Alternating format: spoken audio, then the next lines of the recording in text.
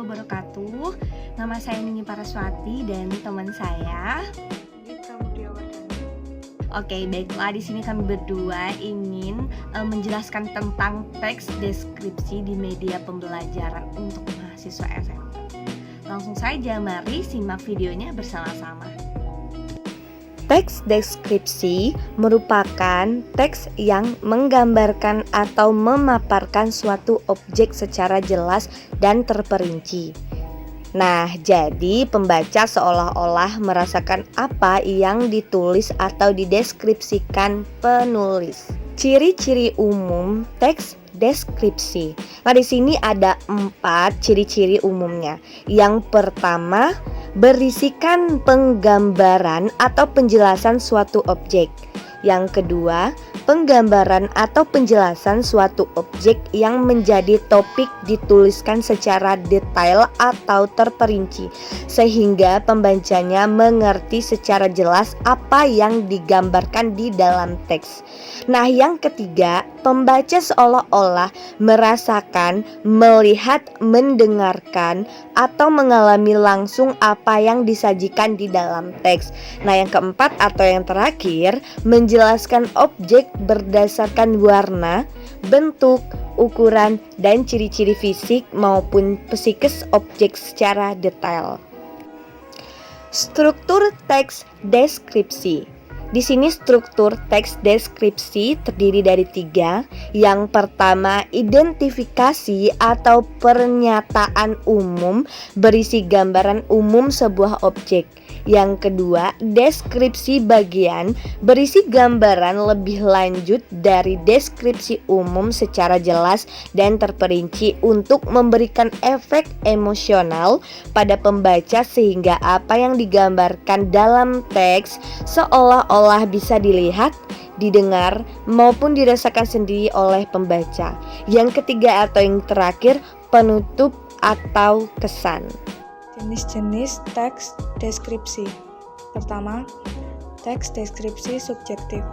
Suatu teks deskripsi yang dalam penggambaran objeknya berdasarkan atas kesan yang dimiliki oleh penulis paragraf tersebut. Kedua, teks deskripsi spasial.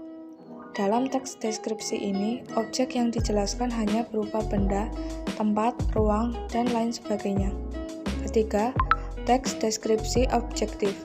Dalam teks deskripsi ini, penjelasan mengenai objek yang digambarkan apa adanya, berdasarkan keadaan objek yang sebenarnya, sehingga pembaca bisa membayangkan keadaan tanpa ada penambahan opini dari penulis itu sendiri. Contoh teks deskripsi. Bukit Sekunir.